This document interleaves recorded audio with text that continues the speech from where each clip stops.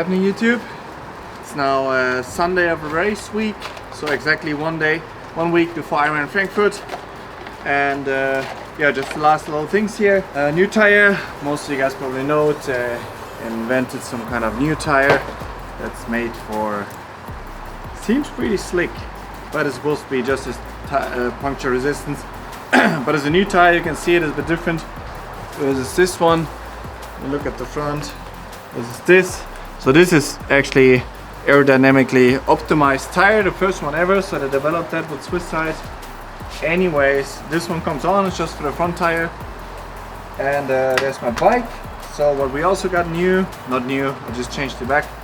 It's here I had the 60 chainring, but it's going to be pretty hilly in Frankfurt. It's up and down, and you do get up the hills, but it's a bit grindy, so I don't want that. So now I got my old one from before, the 56 40 42 43, the 2 chain rings, so I have 2 gears in the front again, and otherwise the same. So yeah.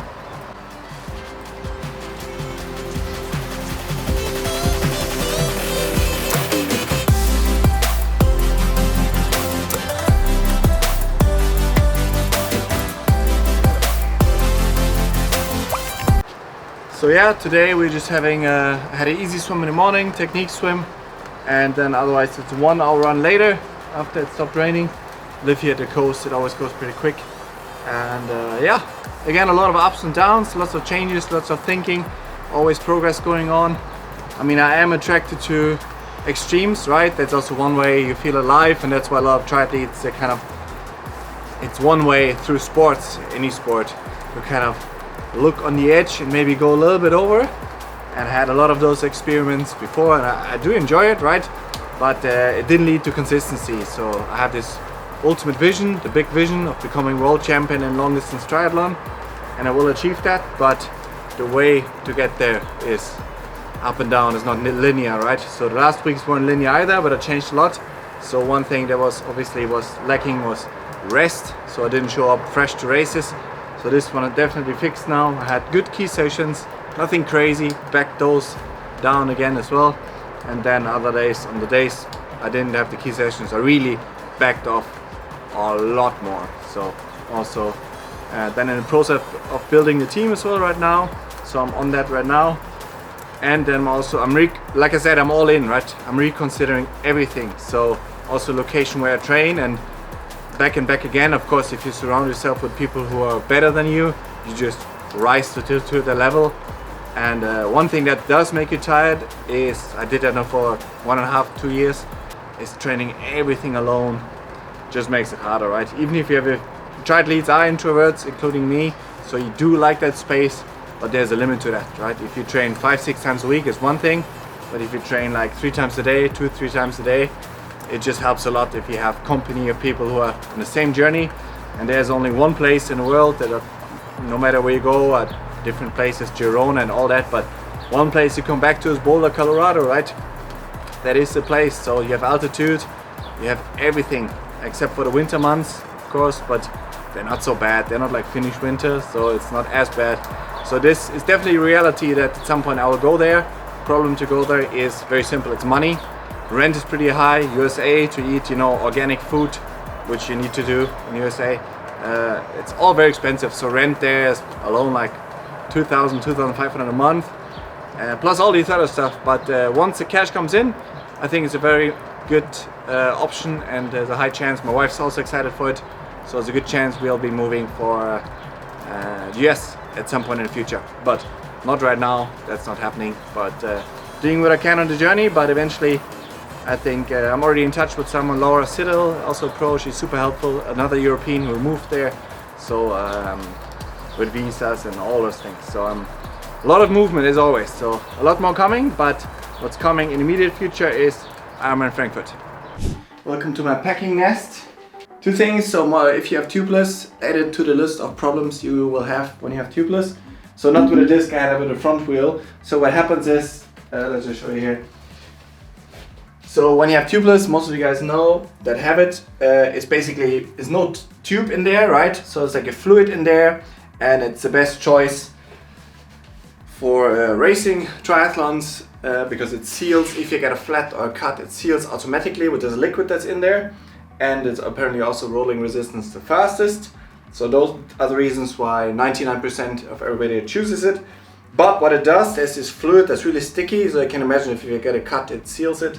Most of you guys know, but not everybody, that's why I'm saying it. But what also happens is, you have this ventile here, right? This thing where the air goes in, and there the sealant, can imagine, if it rolls around, it also gets in there. So that means when you start pumping it, you actually barely can get air in. So it clogs. So either you each time every few weeks buy a new of those ventiles and the whole parts, but that's not what you want, of course. But what you actually want to do is, I looked it up, this front part, I forgot the name now in English, damn. I mean, this part you can screw off, this one, top one, you can screw off. And then YouTube said you should put it in kerosene, just a little bowl.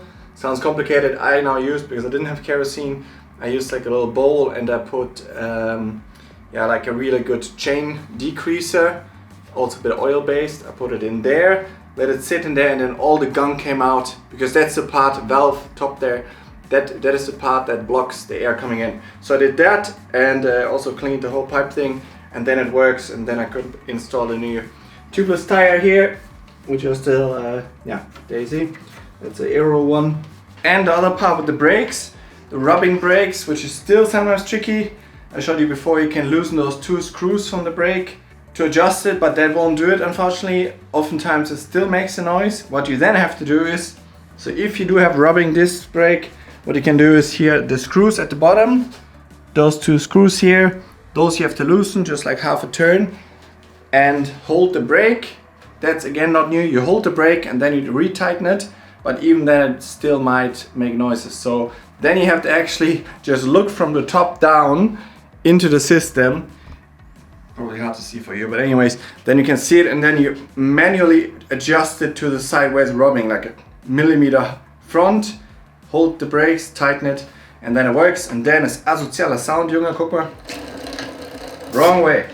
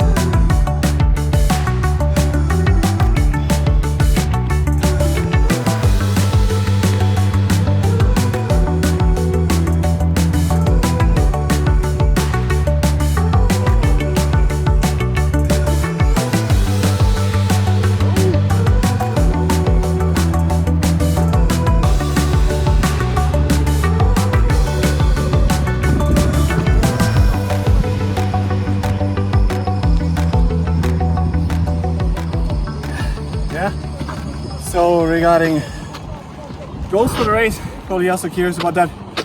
That is, first of all, I want to change again to more process driven. Yes, I have this vision of becoming world champ, that's one, but I need to be also process driven. So, and enjoy it, but the thing is, if you train so hard and you like Spain last time and you're not racing, right? You have nothing, you're just doing a zone 1, zone 2 training day. I can do that on my own in my backyard. I don't travel to Spain for that. So 2 scenarios. Let's start with the worst case scenario and finish with the best case scenario. Worst case scenario, I become 88th out of 88 pros. Who cares? So worst case scenario, I become 88th out of 88 pros. After that, I recover, get back to training. Best case scenario, I find myself, which is the low percentage, I find myself in a hunt for the corner spot. And believe me, if I hear after 25 kilometers, for example, 2 minutes ahead is the corner spot, you gotta run him down.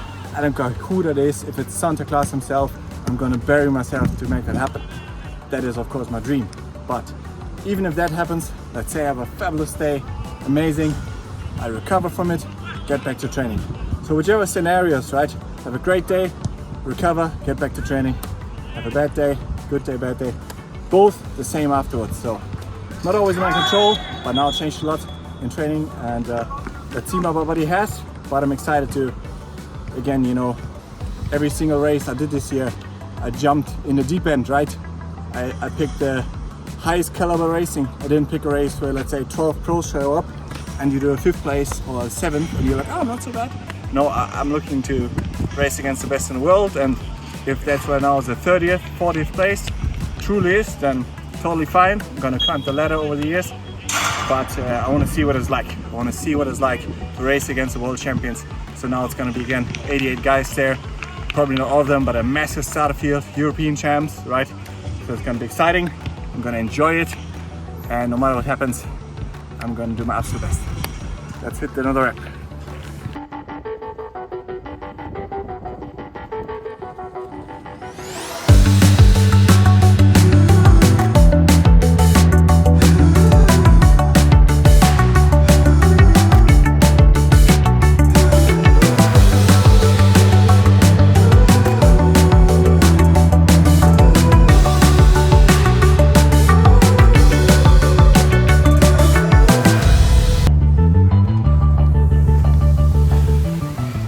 Nice, very good.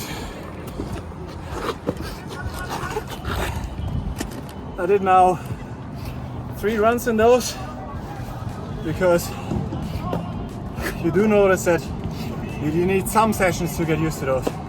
I mean, if you're like me, like most, you spend a lot of money on those and you don't want to run them down too quick, but you do need to run them, and more than once. Because I mean, yes, the speed comes from the shoes, but the muscles still do have to work a touch different. But me, I noticed in the deep calf, the soleus, that even in the slow pace in Victoria, it's the first time I ran that long with it in those shoes.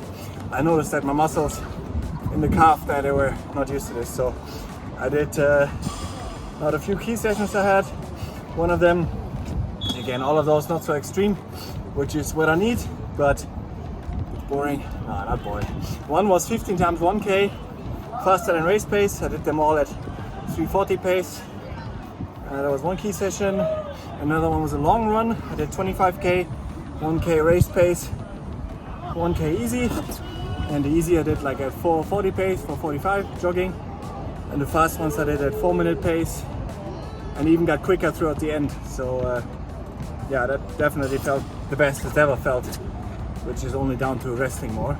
But yeah, let's see what the race brings. I have now a little bit of cool down, 10 minutes, and then that's it.